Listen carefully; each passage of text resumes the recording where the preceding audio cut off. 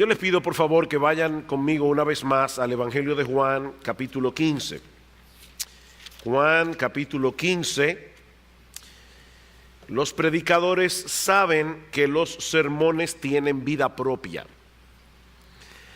Eso quiere decir que uno tiene un plan, y yo tenía un plan, ¿verdad?, muy bien trazadito.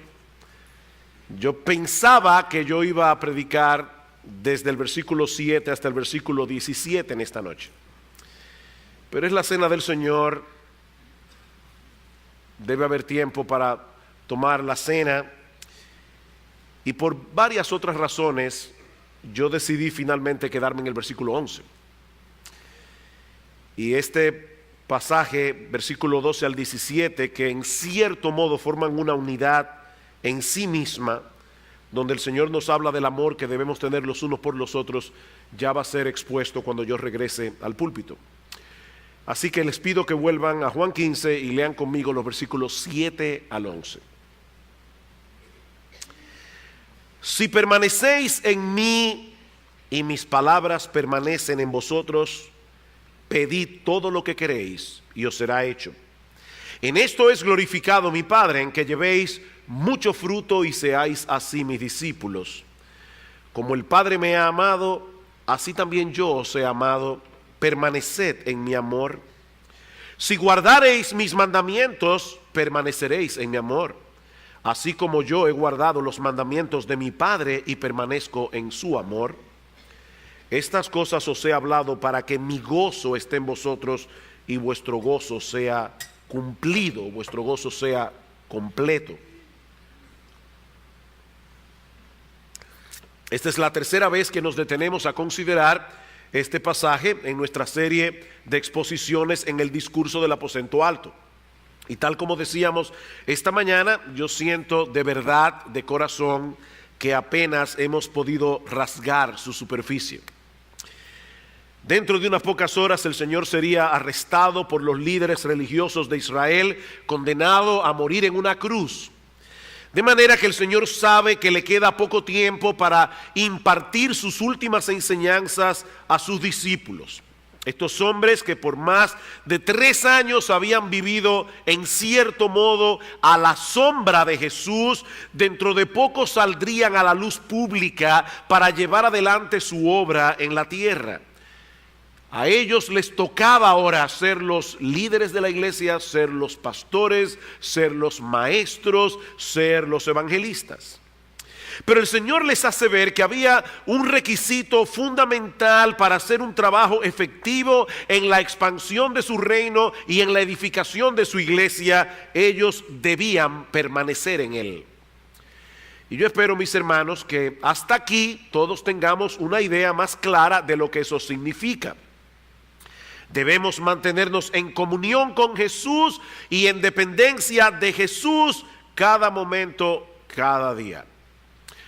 Yo voy a hacer algo esta noche que yo no acostumbro a hacer, pero yo quiero que ustedes repitan eso conmigo. Hemos dicho que permanecer en Jesús, y aquí es lo que quiero que repitan conmigo, es que debemos mantenernos en comunión con Jesús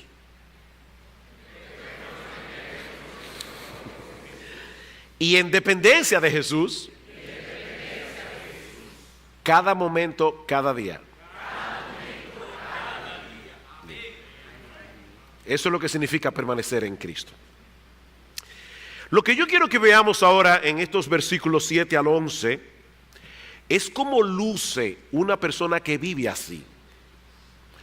¿Cómo luce una persona que vive cerca del Señor, teniendo comunión con Él, a pesar de sus imperfecciones? Una persona que depende continuamente del Señor. O si quieren ponerlo de otro modo, lo que vamos a ver en esta tarde es el resultado de permanecer en Cristo, o los frutos concretos que nosotros podemos esperar de ese tipo de persona. Y en primer lugar, lo que nosotros vemos en este pasaje es que la permanencia en Cristo produce como resultado oraciones respondidas. La permanencia en Cristo produce como resultado oraciones respondidas. Vean el versículo 7. Si permanecéis en mí y mis palabras permanecen en vosotros, pedid todo lo que queréis y os será hecho. Esta mañana nos detuvimos a considerar el hecho de que Jesús nos presenta como algo equivalente aquí, el permanecer en Él con el hecho de que su palabra permanezca en nosotros. Ahora, como la clave de la enseñanza es la repetición, permítanme que cite de nuevo las palabras de John Piper que citamos esta mañana. La morada de Cristo en nosotros es intercambiable con su palabra morando en nosotros. Si Él permanece en nosotros, sus perspectivas permanecen. Si Él permanece en nosotros, sus prioridades permanecen. Si Él permanece en nosotros, sus principios permanecen. Si Él permanece en nosotros, sus promesas permanecen. Si Él permanece en nosotros, sus mandamientos permanecen. En resumen, dice Piper, cuando Cristo permanece en nosotros, su palabra permanece en nosotros.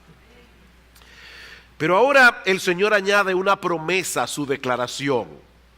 Cuando nuestra mente y corazón están saturados de la palabra de Dios, podemos pedir todo lo que queramos y será hecho. Eso es lo que dice el texto. Este versículo ha sido sumamente abusado, sobre todo por los charlatanes predicadores del evangelio de la prosperidad. Y si alguien se siente ofendido por la palabra charlatán, esa es la palabra griega que aparece en 2 Corintios capítulo 2 versículo 17, cuando Pablo dice: no somos como muchos que medran falsificando la palabra de Dios, sino que con sinceridad, como de parte de Dios y delante de Dios, hablamos en Cristo. La palabra griega que Pablo usa allí se puede traducir literalmente mercachifle, pero como esa palabra no es de uso común en el día de hoy, mercachifle y charlatán son sinónimos. Así que yo no estoy haciendo nada que Pablo no haya hecho. Entonces, yo creo que ese texto le pega perfectamente a los predicadores del evangelio de la prosperidad. Y este versículo ha sido muy usado por estos charlatanes para promover el evangelio de la prosperidad. Está enseñando, y yo creo, hermanos, que a veces nosotros tenemos que ser un poco más claros hablando desde el púlpito. Alguien decía: protesto por la falta de protesta del protestantismo de hoy. Queremos ser tan políticamente correctos que no decimos lo que tenemos que decir.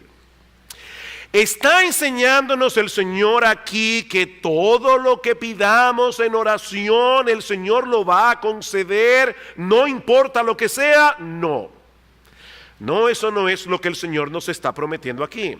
Lo que Él nos dice en este texto es que si estás permaneciendo en Cristo, manteniéndote cerca de Cristo, saturando tu mente con la palabra de Cristo, pide lo que quieras y te será concedido. ¿Sabes por qué? Porque seguramente bajo esa condición lo que vas a pedir en oración es aquello que es conforme a la mente de Cristo, es aquello que es conforme a la prioridad de Cristo, es aquello que es conforme a la agenda de Cristo, y seguramente será para la gloria de Dios. O sea, así como la Biblia dice: aquí pidan todo lo que quieran, Santiago en el capítulo 4 dice: ustedes no tienen lo que piden porque ustedes piden mal, porque piden para gastar en vuestros deleites. Y en Primera de Juan capítulo 5 versículo 14 dice en Primera de Juan que todo lo que pedimos conforme a la voluntad de Dios, Él responde. Así que esta enseñanza es muy similar a la que el Señor ya nos ha dado en este mismo pasaje. Noten el capítulo 14, versículo 13: todo lo que pidiereis al Padre en mi nombre, lo haré para que el Padre sea glorificado en el Hijo. ¿Qué significa pedir en el nombre de Cristo? No es simplemente añadirle a la oración la palabra final: en tu nombre, Señor, o en el nombre de Jesús, como si fuera un mantra mágico. No, lo que está diciendo es: cuando ustedes vienen en mi nombre, como si fuera yo, bajo mi autoridad, el Padre lo hará para que el Padre sea glorificado en el Hijo. Si algo pidiereis en mi nombre, yo lo haré. Versículo 16: no me elegisteis vosotros a mí, sino que yo os elegí a vosotros. 15:16: y os he puesto para que vayáis y llevéis fruto y vuestro fruto permanezca, para que todo lo que pidiereis al Padre en mi nombre, Él os lo dé.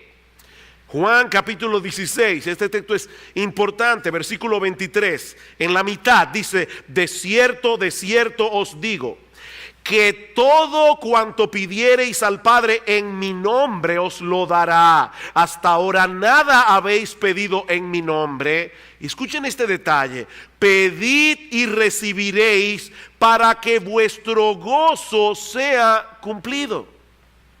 Si nosotros venimos en el nombre de Cristo, bajo la influencia de la mente de Cristo, ¿saben lo que va a suceder? Que lo que es de gozo para Cristo será de gozo para nosotros. De manera que nosotros vamos a pedir lo que Jesús hubiera pedido para el avance del reino de Dios, y nos vamos a gozar cuando Dios responda a esa oración, porque nos gozamos de lo mismo que se goza Jesús. Entonces pidan en mi nombre para que vuestro gozo sea cumplido. De manera, hermanos, que este texto no es una carta en blanco para que nosotros escribamos allí todo lo que se nos antoje, con la seguridad de que el Padre suplirá todos nuestros caprichos. No. Pero sí es una extraordinaria promesa de que estar cerca de Jesús, como veíamos esta mañana, dará como resultado una mente que piensa cada vez más como la suya, una mente y un corazón que tienen cada vez más los mismos intereses de Jesús, las mismas prioridades de Jesús, y por lo tanto, mis amados hermanos, nosotros tendremos como consecuencia que veremos muchas de nuestras oraciones respondidas. Pedid lo que queréis y os será hecho. En segundo lugar, este pasaje también nos enseña que aquellos que permanecen en Cristo disfrutan de seguridad de salvación. Aquellos que permanecen en Cristo disfrutarán de seguridad de salvación. Noten el capítulo 15, versículo 8. En esto es glorificado mi Padre, en que llevéis mucho fruto y seáis así mis discípulos. La Biblia de las Américas lo traduce más literalmente: en esto es glorificado mi Padre, en que deis mucho fruto y así probéis que sois mis discípulos. Esa será la evidencia de que sois mis discípulos. El árbol se conoce por el fruto, dice el Señor en Mateo 12:33. No son los frutos los que salvan. Ese es el error del catolicismo romano al enseñar que la salvación se obtiene por las obras, pero los frutos confirman la realidad de nuestra fe y de nuestra unión con Cristo. Se ha dicho hasta la saciedad: no somos salvos por obras, pero aquel que es salvo por gracia por medio de la fe produce obras. Así que si no hay fruto, es porque no estás enraizado en Cristo. Pero cuando hay frutos, hay vida. Dios el Padre recibe la gloria y tú recibes la seguridad de que en verdad estás en Cristo.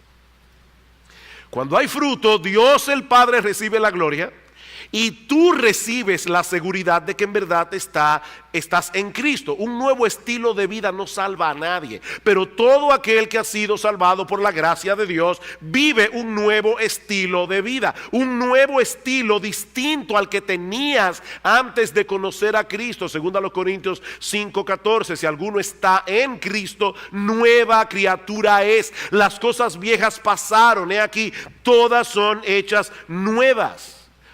Los verdaderos creyentes no viven vidas perfectas y sin pecado, pero todo verdadero creyente debe poder mostrar en su vida los rasgos de una transformación real, que evidencian un cambio que no puede ser explicado en términos naturales. Es decir, no es un mero adesentamiento, es un cambio del corazón. Y en la misma medida en que eso ocurre, mis hermanos, en esa misma medida los creyentes experimentan seguridad de salvación. Eso es lo que nos enseña Primera de Juan todo el tiempo. Dice: yo les escribo esto porque yo quiero que ustedes sepan que tienen vida eterna. ¿Y cómo sabemos que tenemos vida eterna? Por los frutos de un verdadero creyente: el amor, la justicia, la obediencia. Ahora, es importante señalar aquí, mis amados hermanos, que estar seguros de ser salvo no es un requisito para ser salvo. Experimentar seguridad de salvación no es un requisito para ser salvo. Hay hermanos creyentes, genuinos, sinceros, que lamentablemente no experimentan seguridad de salvación, probablemente por una mala enseñanza. Creen que la salvación se puede perder, y eso es penoso. Muchos van a llegar al cielo sin estar seguros, y muchos que están seguros no van a llegar al cielo. Ahora bien, es una tremenda bendición cuando los creyentes pueden decir como Pablo en 2 Timoteo capítulo 1 versículo 12, yo sé a quién he creído y yo estoy seguro de que Él es poderoso para guardar mi depósito para aquel día. Y en ese contexto Pablo está hablando de sus sufrimientos.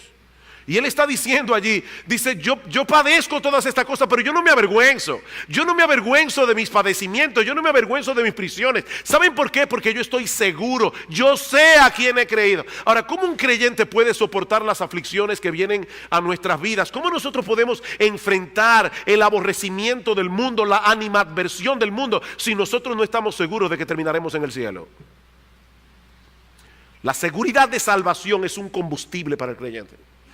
La seguridad de salvación energiza al creyente para actuar, porque él está seguro de que aquel que está en los cielos es poderoso para guardar su depósito para aquel día. En tercer lugar, la permanencia en Cristo también produce como resultado, y aquí yo quiero detenerme con calma, produce como resultado una experiencia más profunda y permanente del amor de Dios. La permanencia en Cristo produce como resultado una experiencia más profunda y permanente del amor de Dios. Vean el versículo 9. Como el Padre me ha amado, así también yo os he amado, permaneced en mi amor. Antes de seguir adelante, hermanos, alguien decía, y yo estoy completamente de acuerdo, que si esa declaración no estuviera en la Biblia sería muy difícil de creer. ¿Ustedes leyeron lo que Jesús está diciendo allí? Mis hermanos, el amor del Padre por el Hijo es un amor eterno, inmutable, inmensurable y absolutamente incomprensible. Cuando el Señor Jesucristo descendió a las aguas del Jordán en el bautismo, dice que vino una voz del cielo que decía, este es mi Hijo amado, en quien tengo complacencia. Y en el monte de la transfiguración, el Padre viene en una nube y dice, este es mi Hijo amado, a Él oíd. El amor que existe entre el Padre y el Hijo es un amor que nosotros no podemos medir, es un amor que no podemos comprender. Y ahora Jesús nos dice que Él nos ama con esa misma clase de amor. ¿Lo leyeron? Versículo 9. Como el Padre me ha amado, así también yo os he amado. Así también yo os he amado, con esa misma clase de amor. Y ahora dice, permanezcan en mi amor. No en nuestro amor por Él, aunque eso obviamente está implicado, sino en su amor por nosotros. Yo os he amado como el Padre me ama. Permanezcan en mi amor. Aférrense con todas sus fuerzas al amor con que yo los amo. Vivan conscientemente a la luz de ese amor todo el tiempo, sin importar las circunstancias. En la carta de Judas, en el versículo 21, dice algo similar, aunque usando otra fraseología, dice conservaos en el amor de Dios. Conservaos en el amor de Dios. Esa es otra forma de decir, permanezcan en mi amor. ¿Cómo permanecemos en el amor de Dios? ¿Cómo permanecemos en ese amor de Cristo en una forma experimental? Versículo 10, guardando sus mandamientos. Si guardareis mis mandamientos, permaneceréis en mi amor, así como yo he guardado los mandamientos de mi Padre y permanezco en su amor. Por eso les decía, yo tengo que elaborar esto, porque hay una tremenda verdad encerrada en este pasaje que no siempre entendemos. La semana pasada nosotros decíamos que lo que nos ha tomado a nosotros varias semanas estudiar, los discípulos lo escucharon de un tirón, en unas pocas horas. Así que no hacía mucho tiempo que ellos habían escuchado decir al Señor en Juan capítulo 14, versículo 15, si me amáis, guardaréis mis mandamientos. Recuerden que esa es la traducción literal. Si me amáis, guardaréis mis mandamientos. Y luego en el versículo 21, el que tiene mis mandamientos y los guarda, ese es el que me ama. ¿Y qué pasa con aquel que me ama? Que será amado por mi Padre, y yo le amaré y me manifestaré a él. Otra vez, versículo 23, el que me ama, mi palabra guardará. Y ahora nos dice en el 15:10, si guardareis mis mandamientos, permaneceréis en mi amor. Y un poco más adelante en el versículo 14, vosotros sois mis amigos si hacéis lo que yo os mando. En pocos minutos, hermanos, es obvio que el Señor quería que ellos entendieran algo, y es que existe una relación directa entre nuestro amor a Dios y nuestra obediencia a sus mandamientos. Hay una relación directa entre nuestro amor a Dios y nuestra obediencia a sus mandamientos. Ahora, noten que yo no estoy diciendo que debemos ganarnos el amor de Dios a través de nuestra obediencia. Lo que yo estoy diciendo es que en la medida en que nosotros crecemos en nuestro amor por el Padre, en esa misma medida vamos a querer obedecerle. Existe una relación estrecha entre el amor y la obediencia. ¿Se han dado cuenta, mis amados hermanos, de que los momentos en los que estamos más vulnerables a caer en tentaciones cuando dudamos del amor de Dios? Hay una relación. A yo entender que Dios me ama con un amor tan grande y mi deseo de obedecerle. De la misma manera hay una relación directa a dudar del amor de Dios y estar vulnerable a caer en cualquier tentación. Cuando no nos aferramos al hecho de que Dios nos ama con un amor inalterable independientemente de las circunstancias, nuestros corazones no se quedan en neutro, sino que buscamos la manera de experimentar esa satisfacción que deberíamos derivar del amor de Dios en otra cosa. Cuando nosotros comenzamos a dudar del amor de Dios, nos tomamos pena a nosotros mismos. Y cuando nosotros sentimos pena por nosotros mismos, porque no nos sentimos amados, entonces creemos que tenemos derecho a darnos ciertas satisfacciones, aunque no sean legítimas desde el punto de vista de Dios. Hay una relación directa entre sentirse amado por Dios y querer obedecer a Dios. Y hay una relación directa entre sentirse no amado por Dios y pecar. Por eso es que Cristo dice, manténganse en mi amor, consérvense en mi amor. Es así como funciona la idolatría. Tan pronto nosotros desplazamos a Dios del centro de nuestras vidas, nos colocamos en una situación vulnerable contra las seducciones del mundo. De manera que el hecho de estar seguros en el amor de Dios es un combustible para la obediencia. A la vez que esa misma obediencia nos coloca en la posición de experimentar más profundamente el amor de Dios. Yo necesito que ustedes entiendan esto, y yo quiero estar seguro de que lo estoy explicando bien. Oigan lo que yo estoy diciendo. Cuando yo me siento amado por Dios, cuando yo sé y descanso en el hecho incontrovertible de que Dios me ha amado, eso es un combustible para yo obedecer a Dios. Y cuando yo estoy andando en obediencia a Dios, ¿saben cuál es el resultado? Que yo tengo una experiencia más profunda de su amor. Yo soy más capaz, experimentalmente hablando, de disfrutar y deleitarme en los beneficios del amor de Dios. Esta mañana nosotros comparábamos la relación que tenemos con el Señor con la relación matrimonial, y es una comparación que la misma Biblia usa en varias ocasiones. Si yo trato de agradar a mi esposa o ella trata de agradarme a mí, no es para ganarnos el amor del uno por el otro, y mucho menos para chantajearnos ni para manipularnos. En otras palabras, la idea no es yo debo tratarla bien para que ella quiera seguir conmigo y me trate bien. No. Pero, mis amados hermanos, es indudable que la forma como los esposos nos tratamos el uno con el otro repercutirá directamente en la calidad de nuestra relación, ¿no es así?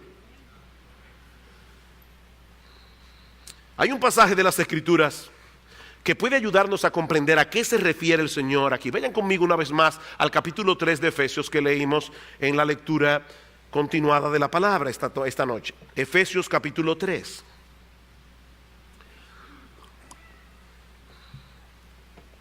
Pablo, recuerden, está orando por los efesios. ¿Y qué le pide Pablo al Señor por los efesios? Versículo 16.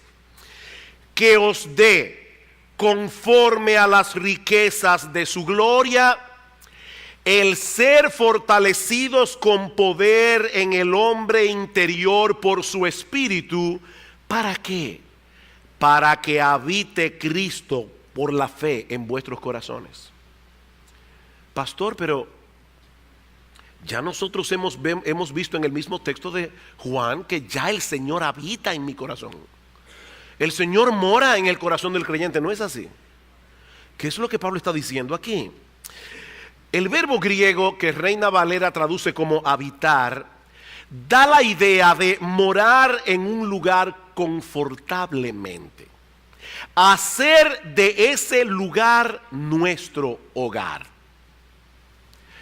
Perdónenme, mis hermanos, que yo vuelva a usar otra vez un ejemplo del matrimonio.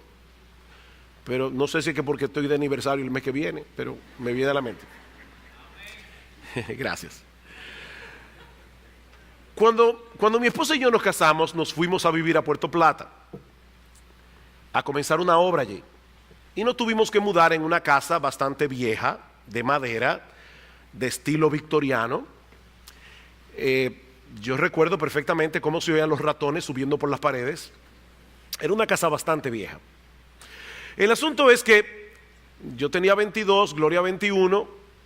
Yo me voy a Puerto Plata un mes antes para pintar la casa, por lo menos que se viera un poquito más aceptable. Nos casamos y nos fuimos a vivir a Puerto Plata. En la medida en que Gloria comenzó a arreglar la casa, a decorarla con lo poquito que teníamos en ese momento, la casa comenzó a verse más habitable y comenzó a parecerse a nosotros. ¿Hasta dónde será posible con lo poco que teníamos? Hermanos, eso es precisamente lo que hace Jesús cuando viene a nuestras vidas. O sea, cuando Él llega, Él encuentra una casa bastante destartalada. O sea, cuando Jesús llega a nosotros, encuentra un desastre total. Pero Él ha decidido trabajar en nuestro hombre interior, es decir, en el asiento mismo de nuestra personalidad, donde reside nuestro intelecto, nuestros afectos, nuestra voluntad y emociones, hasta hacer de nosotros una morada cada vez más confortable para Él. Es por eso que Pablo dice en 2 Corintios capítulo 4 versículos 16 al 18 que mientras este hombre exterior se va desgastando, el interior no obstante se renueva de día en día. Como decíamos hace poco en un mensaje, estamos en proceso de remodelación. Y lo que Pablo está pidiendo en oración por estos creyentes de Éfeso es que sean fortalecidos con poder en el hombre interior por su espíritu, para que ese proceso de remodelación avance en nuestras vidas. Dice Donald Carson, esta primera petición es una súplica por poder para ser santos, poder para pensar, actuar y hablar de formas que sean totalmente agradables a Jesucristo, poder para fortalecer nuestras resoluciones morales, poder para caminar en una transparente gratitud hacia Dios, poder para ser humildes, poder para tener discernimiento, poder para ser obedientes y confiados, poder para crecer en conformidad al carácter del Señor. Y esa es la petición que nosotros deberíamos traer continuamente delante del Señor. Ahora, pero escuchen lo que sigue diciendo Pablo. Dice, yo le pido a Dios que los fortalezca en el hombre interior por su espíritu, para que habite Cristo por la fe en vuestros corazones, a fin de que arraigados y cimentados en amor, seáis plenamente capaces de comprender con todos los santos cuál sea la longitud, la profundidad y la altura, y de conocer el amor de Cristo que excede a todo conocimiento, para que seáis llenos de toda la plenitud de Dios. Hermanos, ¿qué es lo que Pablo está pidiendo aquí? Lo que él está diciendo es, yo quiero que ustedes entiendan cada vez mejor, y no solo a nivel académico. La palabra conocer que Pablo usa en el versículo 19 apunta hacia un conocimiento experimental. Pablo quiere que estos hermanos puedan entender, realmente entender, no para que los repitamos como un papagayo cuando nos digan cómo nos ama Dios, es tan alto que no puedo ir arriba de él, es tan bajo que no puedo ir debajo de él, es tan alto, ancho que no puedo ir afuera de él. No podemos cantar todo eso, pero en el fondo del corazón no estamos experimentando ese amor de Dios en nuestras vidas. Pablo dice, yo quiero que ustedes entiendan experimentalmente que Dios los ama. Que ustedes puedan descansar en ese amor, no como una declaración intelectual, no como una declaración académica. Él pide a Dios en oración que ellos sean capaces de experimentar el amor de Dios en sus vidas cada vez más abundantemente, aunque el mundo a su alrededor se esté cayendo en pedazos. Yo sé que Dios me ama. Y eso es precisamente lo que el Señor Jesucristo quiere que nosotros experimentemos. Que permanezcamos en el amor de Dios. ¿Cómo? Guardando sus mandamientos. Dios no nos ama más cuando obedecemos que cuando desobedecemos. Pero al desobedecer mandamientos que nosotros conocemos, cuando nosotros desobedecemos a sabiendas de que estamos desobedeciendo, no estamos permaneciendo en su amor. Y no vamos a poder disfrutar a plenitud, en una forma experimental, el inefable amor con que Dios nos ama. Ese es el punto. Mis hermanos, el Señor sabe de antemano que nuestra obediencia nunca será perfecta de este lado de la eternidad. Pero ¿saben qué? Nuestro anhelo sincero de obedecerlo en dependencia de Él es algo que a Dios le agrada, aunque no podamos hacerlo perfectamente. ¿Saben que hay una corriente en el pueblo evangélico en el día de hoy que parece humilde, pero es peligrosa? Y es la corriente de: no te esfuerces en tratar de agradar a Dios por tu obediencia, porque nunca podrás llenar la medida. Descansa en Jesús. Y eso suena muy bien, pero tiene muchos problemas con lo que la Biblia enseña. El texto que generalmente se cita es: todas nuestras justicias, nuestras obras de justicia son como trapo de inmundicia delante de Él. Isaías capítulo 64, versículo 6. No, yo no creo que es a eso que se refiere Isaías.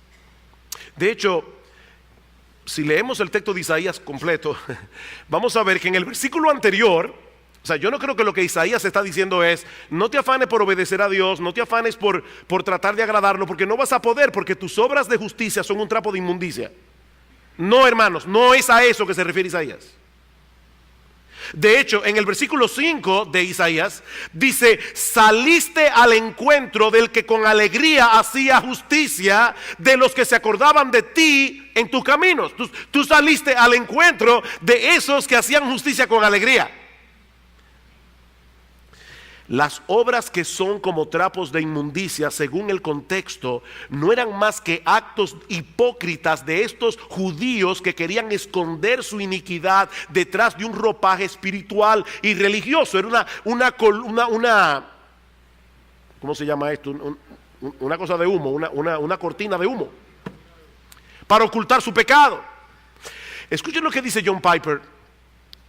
Interesante este texto de Piper acerca de esto. Dice: resulta terriblemente confuso cuando la gente dice que la única justicia que tiene algún valor es la justicia imputada a Cristo. Concuerdo en que la justificación no se basa para nada en nuestra justicia, sino en la justicia de Jesús imputada a nuestro favor. Pero a veces algunos son imprudentes y hablan con desdén de toda la justicia humana, como si no hubiera en ella algo algo que agradara a Dios. Y a menudo citan Isaías 64:6, que dice que nuestras justicias son como trapos de inmundicia. Es una verdad gloriosa que dice que nadie ni nadie será aceptado por Dios sobre la justicia suya, sino la justicia de Cristo. Pero eso no quiere decir que Dios no produzca en los justificados actos de justicias prácticos que no son trapos de inmundicia. No lo son, no para Dios. Esta justicia es preciosa ante Dios y es requerida por Dios, no como base de nuestra justificación, sino como una evidencia de que somos verdaderamente los hijos justificados de Dios. Hermanos, esto es una tremenda noticia. Querer ganarse el favor de Dios a través de nuestras obras es legalismo, pero querer agradar a nuestro Padre Celestial a través de nuestra obediencia imperfecta pero sincera es el fruto de un verdadero cristiano. ¿Cuál es la buena noticia? Que nosotros podemos y debemos vivir de tal manera que agrademos a nuestro Padre Celestial. Y ese estilo de vida, ¿saben lo que produce? Una comunión más cercana y experimental con Él. Eso es lo que Cristo está diciendo en Juan 15. Permanezcan en mi amor. Si guardareis mis mandamientos, permaneceréis en mi amor, así como yo he guardado los mandamientos de mi Padre y permanezco en su amor. Imagínense una niña de 6 años, 5 años, que viene con un dibujo a su papá o a su abuelo. ¿Ustedes creen que uno va a tomar el dibujo y va a decir, pero ese color es un disparate y esa cara anaranjada? No. Uno toma el disparate con alegría porque es un disparate que fue hecho para agradar a uno. Hermanos, claro que nosotros nunca vamos a poder obedecer perfectamente a Dios. Pero cuando nosotros tratamos de obedecer al Señor y Él ve nuestro esfuerzo a pesar de nuestra imperfección, Él se agrada. ¿Por qué ora Pablo en Colosenses 1:10? Para que andéis como es digno del Señor, agradándole en todo, llevando fruto en toda buena obra y creciendo en el conocimiento de Dios. Yo le pido a Dios que ustedes puedan hacer eso. Romanos capítulo 12 versículo 1. Os ruego, hermanos, por la misericordia de Dios, que presentéis vuestros cuerpos en sacrificio vivo, santo, agradable a Dios, que es vuestro culto racional. Segunda a los Corintios, Romanos, capítulo 14, versículo 18. Escuchen lo que dice Pablo en Romanos 14, 18. ¿Qué ocurre cuando un creyente decide restringir su libertad cristiana por amor a un hermano? Dice Pablo, porque el que en esto sirve a Cristo agrada a Dios. El que en esto sirve a Cristo agrada a Dios. Colosenses capítulo 3 versículo 20, el hijo que obedece a su padre, dicen Colosenses 3:20, agrada a Dios. Hebreos capítulo 13 versículo 16, aquel que se desprende de lo suyo para darle al pobre, dice, y de hacer el bien y de la ayuda mutua no os olvidéis, porque de tales sacrificios se agrada a Dios. Dios se agrada. Y lo grande es que Dios sabe que Él es el que nos capacita para hacerlo. Y cuando lo hacemos se agrada. Uno de mis textos favoritos es Hebreos 13:20. Y el Dios de paz, que resucitó de los muertos a nuestro Señor Jesucristo, el gran pastor de las ovejas, por la sangre del pacto eterno, os haga aptos en toda buena obra para que hagáis su voluntad, haciendo Él en vosotros lo que es agradable delante de Él por Jesucristo. Haciendo Él en vosotros lo que es agradable delante de Él por Jesucristo, al cual sea la gloria por los siglos de los siglos. Amén. Es por eso que en el día del juicio nosotros vamos a traer todas nuestras coronas y las vamos a arrojar a los pies del Señor. Y le vamos a decir, Señor, si algo hice imperfectamente, pero lo poquito que pude hacer fue por ti, por lo tanto eres tú que mereces la gloria. Pero hermano, qué bueno que nosotros tenemos un padre al que podemos agradar. Hay padres que son imposibles de agradar, que no importa lo que el muchacho haga, nunca lo pueden agradar. Nuestro Dios, que es perfecto, no es así. Él toma nuestro dibujito y nos dice: bien, mi hijo, me gozo en tu deseo de agradarme. Me gozo en eso. Y eso acrecienta nuestra comunión experimental con Dios. Permanezcan en mi amor, así como yo he guardado los mandamientos de mi Padre y permanezco en su amor. Y ya mucho más brevemente, yo no vuelvo a predicar por 3 semanas, así que aguántenme. Versículo 11, estoy acabando. Juan 15:11. Estas cosas os he hablado para que mi gozo esté en vosotros y vuestro gozo sea cumplido. El cuarto y último aspecto que experimentan aquellos que permanecen en Jesús es un gozo cada vez más abundante. Un gozo cada vez más abundante. No es un gozo similar al de Cristo, es el mismo gozo de Cristo siendo experimentado en nuestros corazones. Su gozo viene a ser nuestro gozo. Y así nuestro gozo viene a ser un gozo completo, independientemente de las circunstancias de nuestras vidas. Ahora, hermanos, no se olviden que el Señor Jesús sabía que Él iba a ser crucificado unas horas más tarde. Él sabía que Él iba a ser crucificado. Pero aún en medio de esas circunstancias tan oscuras, Jesús estaba experimentando el gozo de saber que Él estaba haciendo la voluntad de su Padre. ¿Qué dice en el capítulo 14, versículo 31? Mas para que el mundo conozca que amo al Padre, y como el Padre me mandó, así hago. Yo quiero que el mundo conozca que yo amo al Padre, y el Padre me mandó que muriera en la cruz. Y yo voy resuelto con gozo a morir, porque yo quiero hacer la voluntad de mi Padre. Mi comida, dice el Señor, es hacer la voluntad de mi Padre y que acabe su obra. Y en el Salmo 40 dice: Señor, yo sé que sacrificios no quisiste, mas me preparaste cuerpo. He aquí que vengo, Dios, para hacer tu voluntad en forma humana, para morir en una cruz. ¿Y sabe lo que dice ese salmo? El hacer tu voluntad, Dios mío, me ha agradado. Y ahora Cristo dice: yo quiero que ustedes tengan ese gozo en sus corazones, permaneciendo en mí, permaneciendo en mi palabra, permaneciendo en mi amor, obedeciendo mis mandamientos. Hermanos, hay una sola fuente de gozo segura, y es permanecer en Cristo. Hay una sola fuente segura y es permanecer en Cristo. Salmo 16: en tu presencia hay plenitud de gozo, delicias a tu diestra para siempre. Oh, que el Señor use estos mensajes para no vivir en ambivalencia.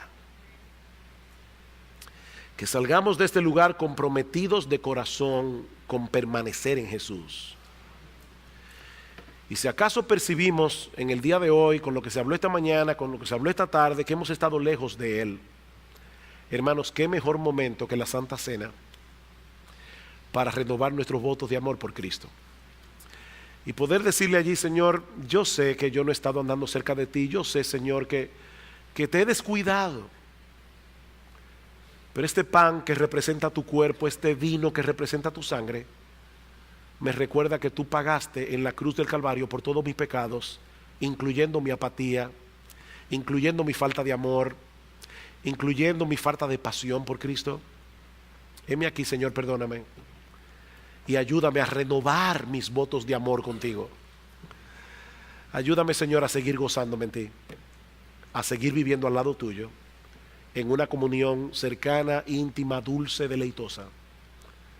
Aprovechemos este momento, hermanos, para acercarnos a nuestro bendito Señor y Salvador.